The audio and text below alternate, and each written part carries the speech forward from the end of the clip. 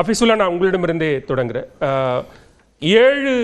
ஏழாவது முறை மட்டுமல்ல, இனி 70 ஆண்டுகள் ஆனாலும் திமுகவிற்கு தமிழ்நாட்டில் இடம் இல்லை. திமுக தலைவர் எழுதின கடிதத்திற்கு பதிலளிக்கும் விதமாக அந்த அறிக்கையை குறிப்பிட்டே சொல்றாரு. நீங்க அடிமையாக பாஜகவிடம் இருக்கிறது அப்படின்னு சொல்றீங்க. ஆனா பாஜகவிற்கு வெள்ளை குடை பிடித்தது திமுக தான் அப்படின்னு ஒரு பதிலை விளக்கமாக திரு எடப்பாடி பழனிசாமி கொடுக்கிறார். இல்லை, இது எந்த அடிப்படையில் நாங்கள் வெள்ளக்குடையை பிடிக்கிறோம் அப்படின்றது தெளிவாக எடப்பாடி பழனிசாமி அவர்கள் சொல்ல வேண்டிய ஒரு கட்டாயத்தில் இருக்குது. சரி, ஒருவேளை நாங்கள் வெள்ளக்குடையை பிடிச்சிட்டோம் அப்படின்னா அதை பாஜக ஏற்றுக்குச்சா அப்படின்னா, ஒருவேளை அது ஏற்றுக்கொண்டிருந்தால் பாஜக அதிமுக கூட்டணியில் குழப்பன்றதை நம்ம எடுத்துக்கிற மாதிரி வர வேண்டியிருக்கும். அதனால் ஒரு குழப்பமான மனநிலையிலிருந்து எடப்பாடி பழனிசாமி அவர்கள் அந்த விளக்கத்தை கொடுத்துக்கிட்டு இருக்கார். நான் இப்போ கேட்க வேண்டிய கேள்வி என்ன அப்படின்னா, நீங்கள் பாஜகவை திருப்திப்படுத்துவதற்காக, அமித்ஷாவை திருப்திப்படுத்துவதற்காக கடம்பூர் ராஜு எந்த அளவுக்கு போயிட்டார்னா, ஜெயலலிதா அம்மையார் எடுத்த முடிவே தவறானதுன்னு சொல்லிட்டார். நாங்கள் இதை தான் ரொம்ப எச்சரிக்கையாக சொல்லிட்டு இருந்தோம். அதிமுக தன்னுடைய சுயநலத்திற்காக பாஜகவுக்கு அடிமை சாசனம் எழுதி வைத்திருக்கிறது அப்படின்றதுக்கு இவ்வளோ நாள் தமிழ்நாட்டுடைய உரிமைகளை பறிகொடுத்தார்கள். நீட் விவகாரமாக இருக்கட்டும், சமகர சிக்ஷா நிதி கொடுக்காததை பற்றி வாய் திறக்காம கூட்டணி வச்சுட்டு இருக்காங்கன்றதை நாங்கள் சொன்னோம். இன்னி வரையும் சமகர சிக்ஷா நிதி தரல. ஆனால் 2 பேரும் கூட்டணியில் தான் இருக்காங்க. மாநில தேர்தல், சட்டமன்ற தேர்தல்ன்றாங்க. சட்டமன்ற தமிழ்நாடு அரசுக்கு தர வேண்டிய நிதி தரல பாஜக.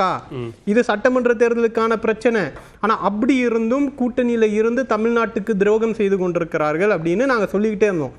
இதெல்லாம் கடந்து போய் இன்னைக்கு இதய தெய்வம்னு அவங்க சொல்ற, புரட்சி தலைவி அம்மான்னு சொல்ற எல்லா விஷயத்தையும் கடந்து கடம்பூர் ராஜு அவர்கள் ஜெயலலிதாவை விமர்சனம் செய்யக்கூடிய அளவுக்கு, அந்த அம்மையாரை விமர்சனம் செய்யக்கூடிய அளவுக்கு இவர்களுடைய விசுவாசம் பாஜகவை நோக்கி போயிருக்கிற காரணத்தினாலதான் தலைவர் அந்த கடிதத்தை எழுதுகிறார். அந்த விவகாரத்தை பொறுத்த வரைக்கும் திரு கடம்பூர் ராஜு ஈவன் நியூஸ் 18க்கு ஒரு விளக்கம் கொடுத்தாரு. அது ஒரு தவறான பொருள் கொண்ட விஷயமாக அது மாறிவிட்டது, அப்படி சொல்லல அப்படின்னு சொல்றாரு. அப்படிதான் விளக்கத்தை கொடுக்க முடியும்.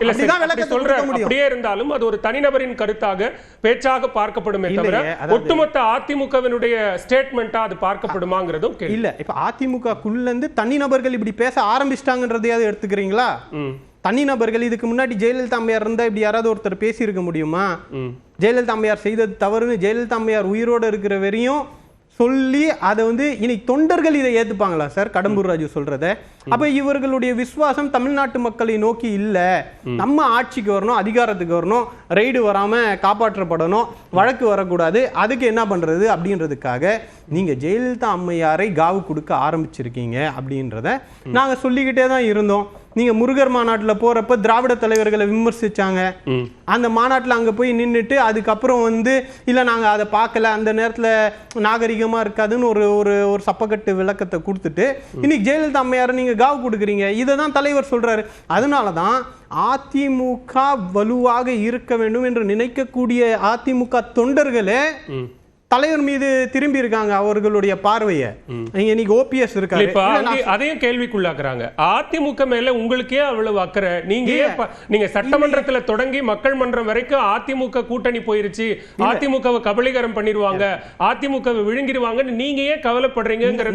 எடப்பாடி பழனிசாமி நான் கேட்கிறேன், இது நாங்க இல்ல, அண்ணன் கிட்ட கேளுங்க, அண்ணனுக்கு அந்த கவலை இருக்கா இல்லையான்னு கேளுங்க, விசிகாவுக்கு இருக்கா இல்லையான்னு கேளுங்க, காங்கிரஸ் கிட்ட கேளுங்க. இதுதாங்க தமிழ்நாட்டுடைய மரபு. 2 திராவிட அரசியலாக இது இருக்க வேண்டும்.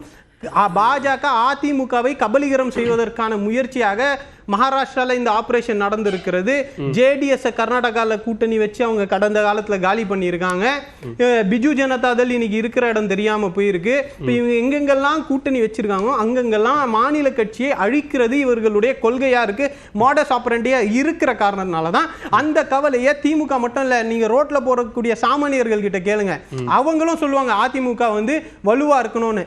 அந்த அடிப்படையில தான் நாங்க வைக்கிறோம். அதை பத்தி நீங்க ஏன் கவலைப்படுறீங்கன்னா, இது தமிழ்நாட்டுடைய நலன் பார்வையில் அது வைக்கிறோம். இப்போ ஓபிஎஸ் இருந்தாரு, நீங்க தமிழ்நாட்டை பொறுத்தவரையில மக்கள் பக்கம் நின்று செய்யக்கூடிய அரசியல் தான் வலுவானதா இருக்கும். நாங்க 10 வருஷம் ஆட்சியில கிடையாது, ஆனா அந்த 10 வருஷமும் மக்களுக்கான அரசியல் செஞ்ச காரணத்தினால தான் திரும்ப நாங்க ஆட்சிக்கு வந்திருக்கோம். எந்த நேரத்திலையும் அதிகாரத்துக்காக கொள்கையை காம்ப்ரமைஸ் செஞ்சுட்டு போகக்கூடியவர்களை தமிழ்நாடு புறக்கணிக்கும். அதை ஓபிஎஸ் இன்னைக்கு உணர்ந்திருக்கிறார். அவர் மக்களின் பக்கம் நின்று அரசியல் செய்யவில்லை. பாஜகவை நம்பிக்கிட்டே இருந்தார், மக்களால் புறக்கணிக்கப்பட்டார். இன்னைக்கு பாஜகவால் புறக்கணிக்கப்பட்டிருக்கிறார். இந்த நிலைமை தான் இபிஎஸ்க்கு வரப்போகுது. அது காலம் அவர்களுக்கு பதில் சொல்லணும். ஆனா அந்த இவருடைய சுயநலத்திற்காக ஒரு கட்டமைப்போடு இருக்கக்கூடிய பெயரில் திராவிடம் வைத்துக்கொண்டு பெயரில் அண்ணாயிசம், எம்ஜிஆர் சொன்ன அண்ணாயிசம்ன்ற ஒரு கொள்கையை எடுத்து போகக்கூடிய ஒரு அமைப்பு கண் முன்னால் கரைகிறது, கபலீகரம் செய்யப்படுகிறது அப்படின்ற கவலையில அதை நாங்க சொல்லிக்கிட்டு இருக்கிறோம். எங்களை பொறுத்த நீங்க அப்படி ஒரு நரேட்டிவை செட் பண்றீங்க, மக்கள் மத்தியில அப்படியான ஒரு பொய் பரப்புரையை செய்கிறீர்கள். அந்த பொய் பரப்புரையை கடந்த காலத்துல 21 தேர்தலில் செஞ்சுட்டா சிறுபான்மையினருக்கு எதிரானது இந்த கூட்டணி அப்படிங்கிற ஒரு தோற்றத்தை உருவாக்குனீங்க அப்படின்னு சொல்றாரு. என்ன விட்டுருங்க. அண்ணாமலை என்ன சொன்னாரு? நாங்க தான் 2வது பெரிய கட்சின்னாரு. பாஜக சொல்லிச்சு. அதிகாரப்பூர்வமா எதிர்க்கட்சி யாரு? அதிகாரப்பூர்வம் இல்ல, நாங்க தான் 2வது பெரிய கட்சி. நாங்க அதிமுகவோட லீட் பண்ணிட்டு வரோம், ஓட் பர்சன்டேஜ் எங்களுது அதிகமாயிட்டு இருக்குன்னு அண்ணாமலை சொன்னார். சார் இப்ப நயினார் மாதிரி இருக்காரு. பாஜக தான் இதை சொல்லிக்கிட்டு இருக்கு. இதனாலதான் நாங்க கவலைப்படுறோம். நாங்க எங்க நரேட்டிவை செட் பண்றோம்? யார் இந்த நரேட்டிவை செட் பண்ணாங்களோ அவங்களோட தான் நீங்க கூட்டணி வச்சிருக்கீங்க. அப்ப நரேட்டிவை நாங்க செட் பண்ணல, பாஜக செட் பண்ற நரேட்டிவ்ல நீங்க போய் விழுகுறீங்க. அதை விழாதீங்கன்ற ஒரு கவலையோட அக்கறையோட நாங்க சொல்றத ஒரு தவறான விமர்சனமா நீங்க எங்க பக்கமே திருப்பி பேசுறது நியாயம் கிடையாது. இன்னொன்னு, எங்களை பொறுத்தவரையில நாங்க ரொம்ப தெளிவா இருக்கோம். நலத்திட்டங்கள், மக்களுடைய ஆதரவு, கூட்டணி கட்சிகள் மத்தியில் இருக்கக்கூடிய ஒரு கொள்கை தெளிவு, தமிழ்நாட்டு நலன், மாநில உரிமைகள் எப்படி மீட்கப்பட வேண்டும் அப்படின்ற அடிப்படையில் இந்த தேர்தலை நாங்கள் சந்திக்கிறோம். நான் ஒன்னே ஒன்று சொல்றேன், இது சட்டமன்ற தேர்தலில் சமகர சிக்ஷா நிதி வராமல் இருப்பதற்கு பாஜக ஒரு காரணத்தை ஆட்சிக்கு வந்து வாங்கி தருவோம் இல்ல அது ஒரு காரணத்தை சொல்லுது, ஒரு காரணத்தை சொல்லிக்கிட்டு இருக்கு. சரி, எங்களுக்கு அந்த காரணத்துல உடன்பாடு இல்லைன்னு நாங்க எல்லாருமே சொல்றோம். விசிகாவும் சொல்லுது, அதிமுகவும் அதை சொல்லுது. மும்மொழி கொள்கையை ஏத்துக்க மாட்டோம். 3வது மொழியை திணிக்கக்கூடிய பாஜகவை கேள்வி கேட்க முடியாம அவங்களோட கூட்டணியில இருந்துகிட்டு மாநில தேர்தல்ல நாங்க தான் பெரிய கட்சி. இன்னைக்கு டிடிவி தினகரன் உங்க கூட்டணியில இருக்காரா இல்லையா? அவர் என்டிஏல இருக்காருன்றாரு. நாங்க எடப்பாடியை முதலமைச்சரா ஏத்துக்கலன்றாரு. நீங்க எடப்பாடி தான் முதலமைச்சர்ன்றீங்க. அமித்ஷா இல்ல என்டிஏல இருந்து தான் ஒரு முதலமைச்சர், அதிமுக இருந்து ஒரு முதலமைச்சர் அப்படின்னு மாத்தி மாத்தி பேசி திரும்ப நயினார் ஒரு விளக்கத்தை கொடுக்கிறார். நீங்க மாத்தி மாத்தி விளையாடிக்கிட்டு மக்களை குழப்பிக் கொண்டிருக்கக்கூடிய ஒரு கூட்டணியாக, ஒரு அரசியல் தெளிவில்லாத ஒரு கூட்டணியாக நீங்க இருக்கீங்க. நாங்க தெளிவான ஒரு கூட்டணியாகவும் மக்கள் ஆதரிக்கக்கூடிய கூட்டணியா நாங்க இருக்கோம். திருமதி சசிரேகா, இங்க அதிமுக மேல ஒரு அக்கறை, கவலையின் பால் நாங்க கேள்வி எழுப்புறோம். அதே நேரத்தில் தமிழ்நாட்டு நலன் அப்படின்னு பார்த்தா அது தமிழர்களுக்கு இறைக்கக்கூடிய ஒரு துரோகமாக நீங்க பாஜகவோட கூட்டணி வச்சிருக்கீங்க அப்படின்னு முதலமைச்சர் சொல்ற அந்த அக்கறையும் கவலையும் வெளிப்படுத்தக்கூடாதா அப்படின்னு கேட்கிறாங்க. ஆடு நனைகிறதுன்னு ஓனாய் அழற மாதிரி தான் இருக்குது. அது முதலமைச்சருடைய குரலாக இருந்தாலும் சரி, ஹபீஸினுடைய குரலாகவும் அதையே தான் அவரும் இங்கே ஒழித்து கொண்டிருக்கிறார்.